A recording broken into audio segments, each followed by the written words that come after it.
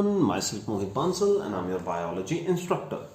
तो स्टूडेंट्स हमारे पास चैप्टर चल रहा था एप्लीकेशंस इन बायोटेक्नोलॉजी और इस पर्टिकुलर चैप्टर के अंदर हम जो टॉपिक कर रहे थे that was application in health care.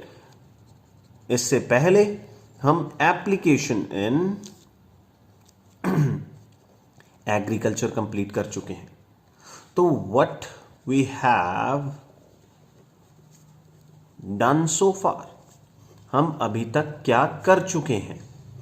हमने एप्लीकेशन इन एग्रीकल्चर कर लिया है कंप्लीट। इसमें बहुत से 5 केस बताए थे और उसका आपको फ्लो चार्ट भी बनाने के लिए बोला गया था। वो आप में से बहुत से कम बच्चों ने ये बनाया था, तो उसे कंप्लीट करके भेजिएगा। एप्लीकेशन इन एग्रीकल्चर के बाद application in health care start हुआ था, जिसमें पिछले वीडियो लेक्चर में हमने केस ऑफ इंसुलिन देखा था, केस ऑफ रिकम्बिनेंट वैक्सीन देखा था, और रिकम्बिनेंट वैक्सीन के बाद थर्ड केस जो हमने देखा था that was case of bovine growth hormone. तो ये 3 टॉपिक करने के बाद हमारे पास आज का जो केस आ रहा है that is gene therapy. Gene therapy जिसे कई बार नाम दे दिया जाता है एंजाइम रिप्लेसमेंट थेरेपी का भी, लेकिन सबसे फेमस जो नाम है that is enzyme replacement therapy. सबसे फेमस जो नाम है दैट इज जीन थेरेपी। तो एक्चुअल में जीन थेरेपी होता क्या है? कई सारे साइंटिफिक मेथड्स का कलेक्शन जिसमें आप किसी डिफेक्टिव जीन को पहले तो डायग्नोज करते हैं पेशेंट में, उसके बाद में उसे रिप्लेस कर दिया जाता है with the help of a functional gene. उसके बाद में यही सेल जो कि डिफेक्टिव हो चुकी थी, जिससे बॉडी में डिफेक्ट आ रहा था, इन्हें बॉडी में, पेशेंट की बॉडी में री एडमिनिस्टर कर दिया जाता है, जिससे पेशेंट को डिफेक्टिव जीन से होने वाले नुकसान से बचाया जा सकता है। That is gene therapy. मैं एक बार यहां पे डेफिनेशन प्रोनाउंस कर देता हूं, यह एग्जाम में बहुत इंपॉर्टेंट क्वेश्चन है। इंसुलिन एंड जीन थेरेपी में से एक क्वेश्चन आपके पास आना कंफर्म होता है 3 मार्क्स के अंदर। या तो केस ऑफ इंसुलिन आ जाएगा, अगर वो नहीं आया तो जीन थेरेपी कंफर्म हो जाता है। अगर इन दोनों को साथ में साइमल्टेनियसली कंपेयर कर ले तो ज्यादा वेटेज जो होल्ड करता है that is gene therapy. 21st century के ये मेथड्स हैं, advanced diagnostic and corrective measures हैं जो कि थेरेपी में यूज किए जाते हैं। Gene therapy is a collection of method which allows the diagnosis and correction of gene defect in a patient, and correct genes are inserted into patient so as to treat the disease, that is known as gene therapy. तो gene therapy में basically target क्या किया जाता है? Patient की मॉर्टल cell line जो होती है, ठीक है, बोन मैरो के अंदर ल्यूरिपोटेंट सेल्स होती हैं, उनसे बनने वाली जो further normal mortal cell lines होती हैं उनमें डिफेक्ट आ जाता है। तो कुछ डिफेक्टिव सेल को निकालिए, उसमें से डिफेक्टिव जीन निकाल फेंकिए, उसकी बजाय नॉर्मल जीन लगाइए और इन्हीं मॉर्टल सेल लाइन को बॉडी में दोबारा री एडमिनिस्टर कर दीजिए। तो डिफेक्टिव जीन का जो प्रोडक्ट नहीं आ रहा था या गलत आ रहा था, पेशेंट की बॉडी को उससे रिलीफ मिलेगा। सबसे पहला इवेंट जिस दौरान जीन थेरेपी एग्जीक्यूट की गई थी that was way back in 1990। That was the first trial that was conducted on Ashanti De Silva। अब बताओ, नाम ही जिसका अशांति है तो उसको तो बेचारी को कैसे शांति मिलेगी?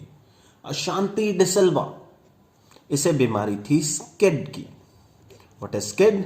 हम ह्यूमन हेल्थ में पढ़ चुके हैं, human health and disease chapter में। That is severe combined immunodeficiency disorder. Exam में कोशिश कीजिएगा कि आप शॉर्ट फॉर्म्स ना लिखें, मेरे पास थोड़ा स्पेस और टाइम की कमी होती है, इस वजह से मैं जनरली शॉर्ट फॉर्म्स लिख देता हूं। Swear combined immunodeficiency disorder. इस डिसऑर्डर में दिक्कत क्या रहती है? पेशेंट में टी सेल्स इमेच्योर रह जाती हैं, टी सेल्स इमेच्योर रह जाएंगी। अच्छा, टी सेल इमेच्योर रह गई तो दिक्कत क्या आएगी? Third line of defence, third line of defence fail हो जाएगी, इट फेल्स, तो पेशेंट को फर्दर क्या दिक्कत आनी जा रही है, पेशेंट को ऑपर्चुनिस्टिक डिजीज बड़े आराम से हो जाएंगे, तो परेशान रहेगा बंदा, उसे सारी उम्र कोई ना कोई बीमारी लगती ही रहेगी। तो अशांति डिसिल्वा में स्किड का इलाज किया गया था। स्किड को एक और नाम दिया जाता है, दैट इज नोन एज, चाहे आप स्किड कह लीजिए चाहे आप उसे एडीए डेफिशिएंसी कह लीजिए। What is ADA deficiency? That means adenosine deaminase। adenosine deaminase एक एंजाइम है। तो स्किड की बीमारी में होता क्या है, in SCID gene for ADA synthesis becomes defective। अच्छा, अगर ये जीन डिफेक्टिव हो गया तो एडीए की डेफिशिएंसी हो जाएगी। एडीए की डेफिशिएंसी का आउटकम क्या होता है, टी सेल्स इमेच्योर रह जाती हैं।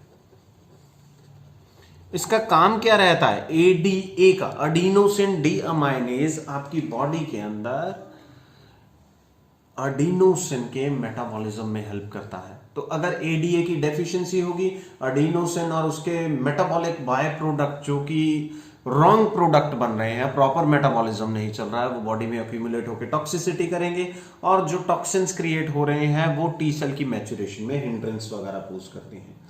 तो इससे इम्यून सिस्टम की माल फंक्शनिंग स्टार्ट हो जाती है।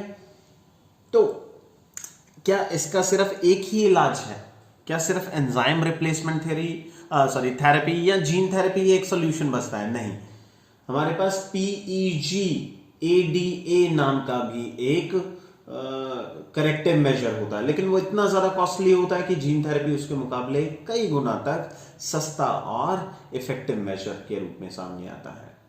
तो करना क्या है, प्रोसीजर क्या होगा जो कि फॉलो किया गया था? सबसे पहले हमें रूट कॉज फाइंड आउट करना है। स्किड किसने कॉज किया? ये एक जेनेटिक डिफेक्ट है, और जेनेटिक डिफेक्ट जो होते हैं उनके जो सिम्टम हैं जनरली छोटी एज में ही आना स्टार्ट हो जाते हैं। तो पेशेंट जो छोटी उम्र का पेशेंट होगा, अशांति डिसिल्वा की उम्र भी कुछ 4-5 साल ही रही होगी जब उसको ये एंजाइम रिप्लेसमेंट थेरेपी या जीन थेरेपी दी गई थी। तो पेशेंट में पहले सिम्टम्स नोट कीजिए, उसके बाद में उसका एमनियोसेंटेसिस करवा दीजिए। एमनियोसेंटेसिस वैसे generally in the pregnant state होता है, बाद में जेनेटिक कई चेकअप होते हैं जिनसे हम ये जो भी जेनेटिक बीमारियां उन्हें ट्रैक कर लेते हैं। तो कैसे भी करिए ये जेनेटिक डिफेक्ट को फाइंड आउट कर लीजिए। तो आपको जीन पता है, ह्यूमन जीनोम प्रोजेक्ट में हमें पता है कि ये एडिनोसिन डीअमाइनेज बनाने वाला जीन कहां पड़ा है, जिसकी वजह से, जिसके माल फंक्शन या नॉन फंक्शनल होने की वजह से टी सेल ढंग से फंक्शन नहीं कर पा रही है। ओके, इससे बॉडी को इम्यून रिस्पॉन्स बनाने में दिक्कत आ रही है, बॉडी को इम्यूनिटी डेवलप करने में दिक्कत आ रही है। क्लियर?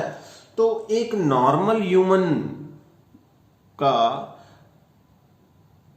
नॉर्मल एडीए बनाने वाला जीन लीजिए, उस जीन को रेट्रोवायरस की हेल्प से पेशेंट की निकाली गई लिम्फोसाइट के अंदर एडमिनिस्टर कीजिए। जब ये ट्रांसफॉर्म्ड लिम्फोसाइट बनके रेडी हो जाएगी, इसकी एक सेल लाइन प्रिपेयर करके अपने पास प्रिजर्व रख लीजिए, क्योंकि ये एक टेम्परेरी मेथड चलने जा रहा है। मतलब ये मॉर्टल सेल लाइन होने के कारण जब तक ये ट्रांसफॉर्म सेल बॉडी के अंदर रहेगी पेशेंट को रिलीफ रहेगी, लेकिन जब ये सेल मर जाएंगी तो पेशेंट को दोबारा ट्रांसफ्यूजन लेने के लिए आना पड़ेगा। तो बार बार पेशेंट से बोन मैरो का सैंपल नहीं लिया जा सकता। एक ही बार में जो आपने पेशेंट का बोन मैरो सैंपल लिया है उसके अंदर सेल के अंदर जीन थेरेपी कीजिए, यानी उसमें डिफेक्टिव जीन निकालिए और उसे उसका काम ओवरटेक करने दीजिए एक फंक्शनल जीन को, जो कि आपने किसी डोनर पर्सन से लिया है। अब उसकी सेल लाइन बना के आपने प्रिजर्व करके रख ली, जो कि फ्यूचर में काम में आएगी। जो थोड़ी बहुत लिम्फोसाइट है, ट्रांसफॉर्म लिम्फोसाइट, उसे पेशेंट में री एडमिनिस्टर कर दिया जाता है। जितना टाइम वो पेशेंट की बॉडी में जिंदा रहेंगी उतना टाइम वो प्रोडक्ट देती रहेंगी एडीए का, और इससे पेशेंट को स्किड से रिलीफ रहेगी। ठीक, अब सेल इमॉर्टल है तो पेशेंट को पीरियोडिक इन्फ्यूजन की जरूरत है। क्या हमारे पास कोई ऐसा तरीका है जिससे परमानेंट क्योर हो जाए? परमानेंट क्योर हो सकती थी, लेकिन कब? जब वो बच्चा फीटल स्टेजेस के अंदर था, या मैं कहूं जाइगोटिक स्टेजेस में ही था।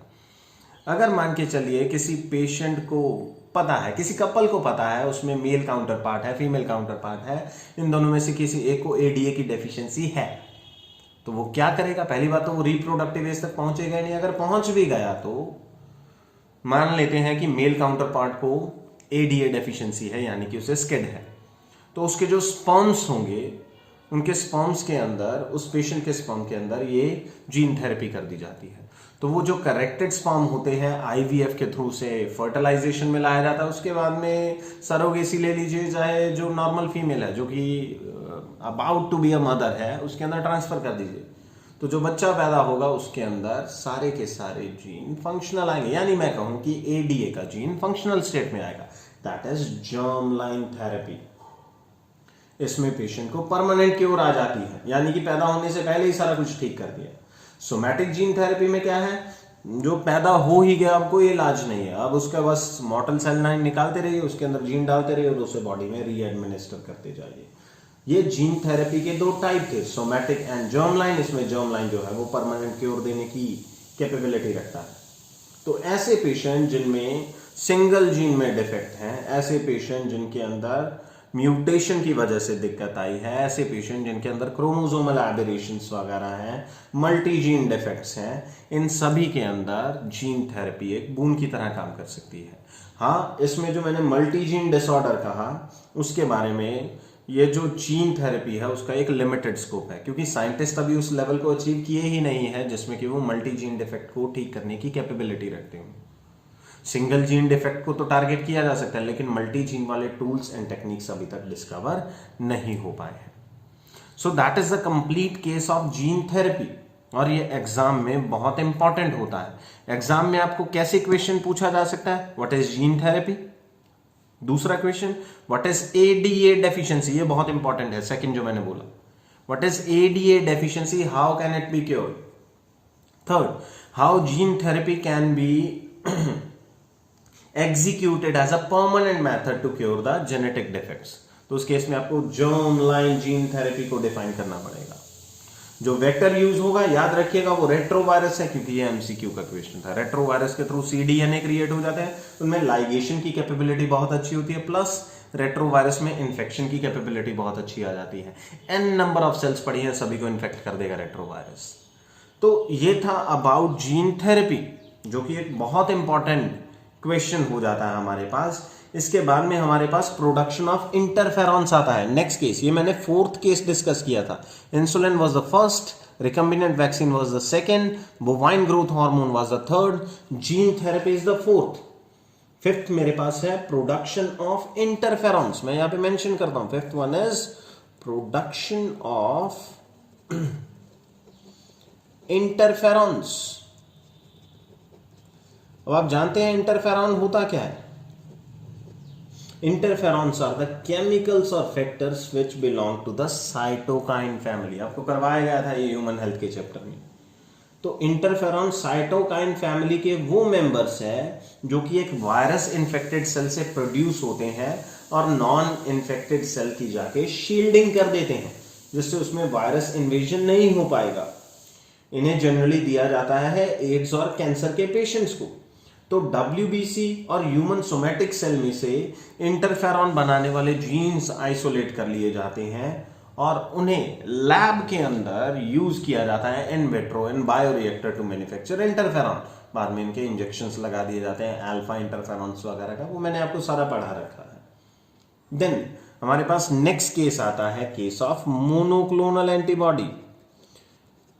इसे मैं डिफाइन नहीं कर रहा हूं। मोनोक्लोनल एंटीबॉडी, आप जानते हैं एक ही तरीके की एंटीबॉडी जो कि हाइब्रिडोमा सेल से बनाई गई थी। हाइब्रिडोमा कहां से? Myeloma and rat spleen cell, जो कि सेंसिटाइज थी। इससे बनाया गया जो प्रोडक्ट होता है वो डायग्नोस्टिक किट्स को मैन्युफैक्चर करने में बहुत बेनिफिशियल होता है। हाई प्रिसीजन टेस्ट जैसे एड्स का टेस्ट है, कोरोना का टेस्ट है, कैंसर का टेस्ट है, इन सभी के अंदर हेपेटाइटिस बी का टेस्ट है, इन सभी के अंदर मोनोक्लोनल एंटीबॉडी का बहुत अच्छा यूज किया जाता है। तो ये मोनोक्लोनल एंटीबॉडी जो है वो रिकम्बिनेंट टेक्नोलॉजी प्रोसेस से ही बनाई जाती है। इसमें सेल्स का फ्यूजन किया जाता है, हाइब्रिड सेल्स बनाई जाती हैं। तो they all come under the category of recombinant technology. एक सेल जिसका आपको मेजर इफेक्ट देना है, उसका जेनेटिक मटेरियल और साइटोप्लाज्म दोनों वर्किंग होते हैं। दूसरी सेल जिसका आप जेनेटिक मटेरियल पार्शली इनएक्टिवेट करके दूसरी सेल का ज्यादा इफेक्ट ले लेते हैं। तो ऐसे बहुत से हाइब्रिड्स बनाए जाते हैं जिनसे कि मोनोक्लोनल एंटीबॉडी आइसोलेट की जा सकती है। तो आज का लेक्चर छोटा था, यहाँ पे application in health care complete होता है। मैं आगे एप्लीकेशन इन इंडस्ट्री कल आपको करवाऊंगा। आज के वीडियो लेक्चर में फिलहाल इतना ही रहेगा। Thank you so much.